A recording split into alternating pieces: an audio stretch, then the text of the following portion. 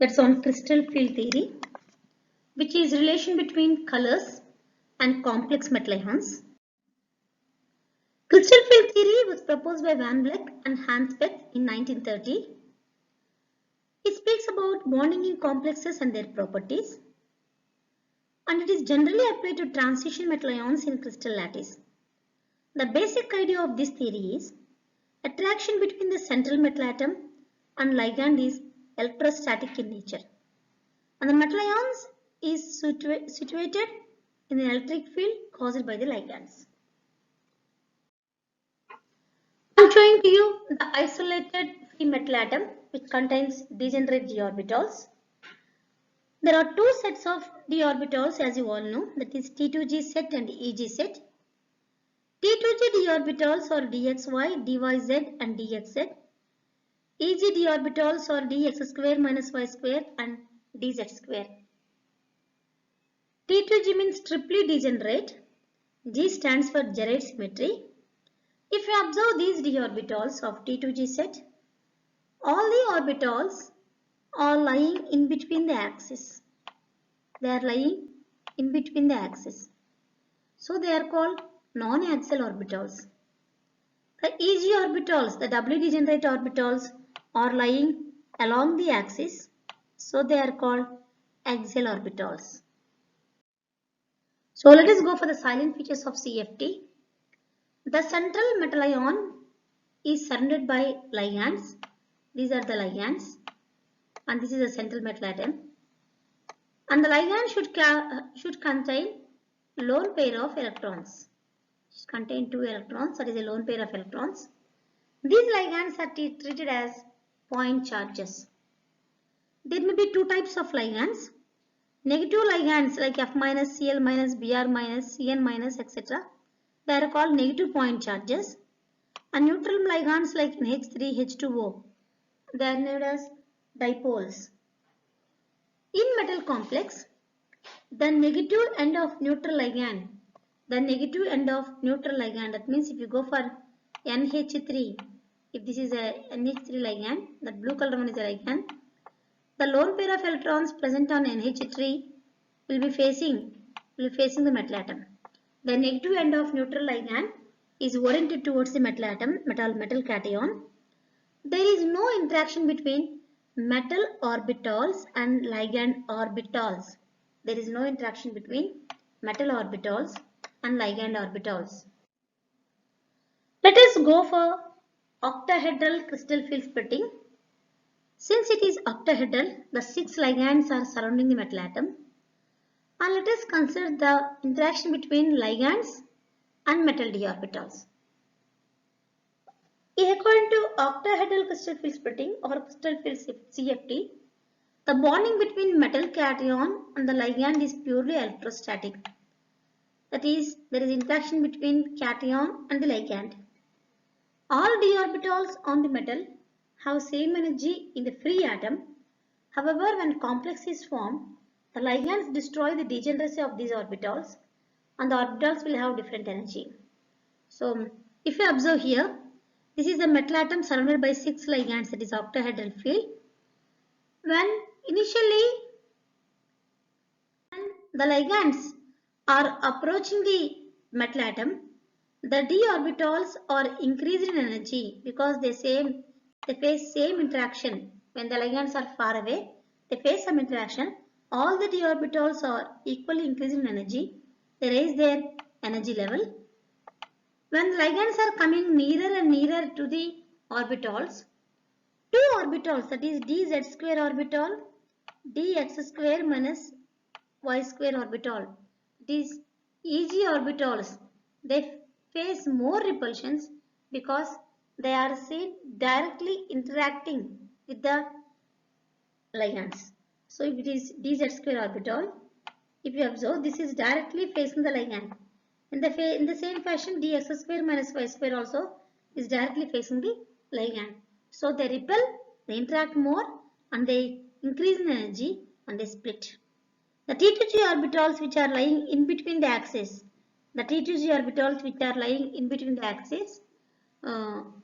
they face less repulsions and they are decreasing energy as T2G. So the degeneration of the d orbitals is lost when the electrons present in the d orbitals are repelled by the electrons of the ligands. The degeneration of the d orbitals is lost when the electrons present in d orbitals are repelled by the electrons in the ligands. So the pattern of splitting depends upon number of ligands and their arrangement around central metal atom. The pattern of splitting depends upon number of ligands and their arrangement around central metal atom. If we observe the splitting, this energy gap between T2G and EG is given by delta 0 or 10 dq, delta 0 or 10 dq, where delta 0 is nothing but crystal field splitting energy. Crystal field stabilization energy is given by the formula minus 0.4 into N-T2G plus 0.6 NEG delta O. So the mean of these two energy levels is called barycenter. The mean of these two energy levels is called barycenter. T2G orbitals are decreased by 0.4 delta O of energy, whereas EG orbitals are increased by plus 0.6 delta O of energy. So this is crystal field stabilization energy, and this is about crystal field splitting in octahedral complexes. So if you go for the magnitude of crystal field splitting, the dq or delta O, it depends upon the size of the metal.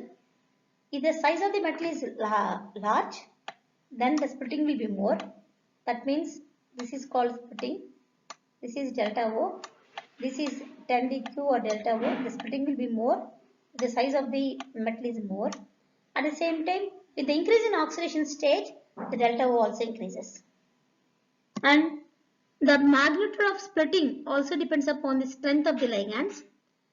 There are some ligands, and all the ligands and their interactions with the metal atoms are checked, and it was framed a series called spectrochemical series. If you frame the series like this, I minus Br minus S2 minus is less than Cl minus up to CO, the initial ones are weak ligands, and in the series the ending ones are called strong ligands. Weak ligands, the electrostatic interaction is less between metal and ligands, so the splitting decreases, delta O decreases, small splitting comes. For strong ligands, there is high electrostatic interaction, so delta O increases. This is what magnitude of crystal field splitting, this is delta O.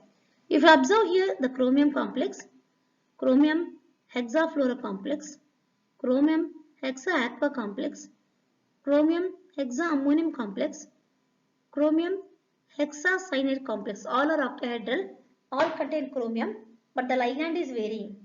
Based on the strength of the ligand, since F minus in the electrochemical series, it is present initially in the starting, based on its strength, the splitting energy is less, since it is a weak ligand. The strength of the ligand increases like this, so delta O value also increases, the splitting also increases in the same manner. Delta O also increases in the same manner. Thus, Cn minus and NH3 are strong ligands. Cn minus and NH3 are strong ligands. And based on the ligand field strength, two types of complexes may result. One is high spin complex. Generally, because of weak ligands, high spin complexes will result. Because of strong ligands, low spin complexes will result. High spin complexes are considered as high spin because they contain more number of unpaired electrons, and low spin because they contain less number of unpaired electrons, less spins. So if you go for D1 to D10 system, the order of filling of electrons is according to the same rules of a principle, Pauli's exclusion principle and all these things. So the first D1 system, Ta3 plus complex, the electron enters into Tg level. This is Tg. In the Da system, the electron enters into Tg.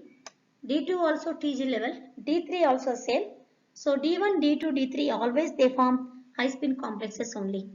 D1, D2, D3 they always form high spin complexes, though it is a weak ligand or strong ligand.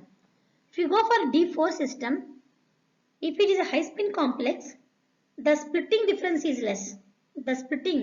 This is less. So electron can easily move into next higher level. The fourth electron can easily move into next higher level. If It is for low spin complexes, the splitting gap is more. For low spin complexes, the splitting gap is more. So this electron cannot jump into next higher energy level. Therefore, it will start pairing.